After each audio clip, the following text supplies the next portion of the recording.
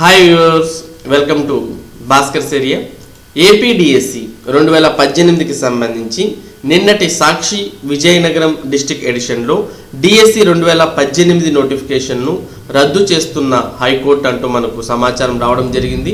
దాన్ని చూస్తే డిఎస్సి 2018 రద్దు చేస్తూ హైకోర్టు తీర్పు. మరి ఇందులో నిజం ఎంత అనే దాన్ని మనం పరిశీలించడానికి ముందు ఇక్కడ ఉన్నటువంటి మ్యాటర్ని చూస్తే డిఎస్సి 2018 పోస్టుల భర్తీని రద్దు చేస్తూ హైకోర్టు న్యాయమూర్తి రజని మంగళవారం తీర్పు వెలువరించినట్టు ఎస్కోట మండలం చుక్కవానిపాలెం గ్రామానికి చెందిన ఫిర్యాది మూల వీసాల అలక శ్రీముఖి తెలిపారు. స్థానిక విలేకరులతో ఆమె మంగళవారం మాట్లాడారు. డిఎస్సి 2018 నోటిఫికేషన్ ప్రకారం దివ్యాంగ కోటాలో తమ మెరిట్ లిస్టులో ఉన్నప్పటికీ ఆ కోటాలో తనకు ఉద్యోగం రాలేదని, దీనిపై హైకోర్టులో రిట్ పిటిషన్ 9576/2019ను 2 సార్లు దాఖలు చేసినట్టు చెప్పారు. దానిపై 2 సార్లు డిఎస్సి 2018 భర్తీ చేయకుండా స్టే ఉత్తర్వులను గతంలో హైకోర్టు మంజూరు చేసిందని అన్నారు. చివరగా డిఎస్సి 2018ని సెట్ సైడ్ అనగా రద్దు చేస్తూ రజని తీర్పు చెప్పారని తెలిపారు.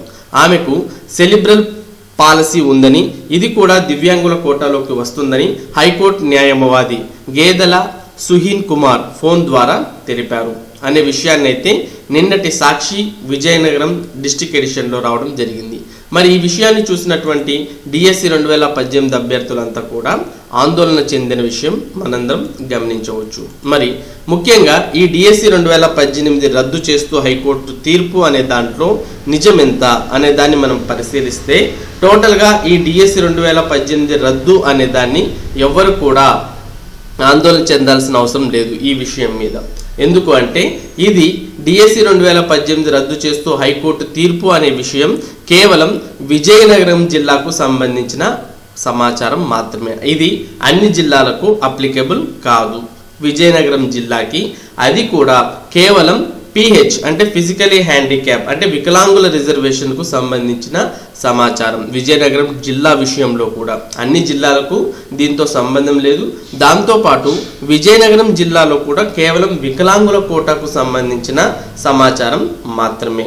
అలాగే సెరిబ్రల్ పాలసీ అనే ఈ వికలాంగుల కోటా అనేది టీచర్స్కి అప్లికేబుల్ కాదు, అంటే టీచింగ్ ఫీల్డ్లో ఇది అప్లికేబుల్ కాదు అనే విషయం మీదనే ఇక్కడ ఎవరైతే మనకు పేపర్ ప్రకటన ఇచ్చినటువంటి వారు ఉన్నారో వారు కోర్టుకు వెళ్ళడం జరిగింది.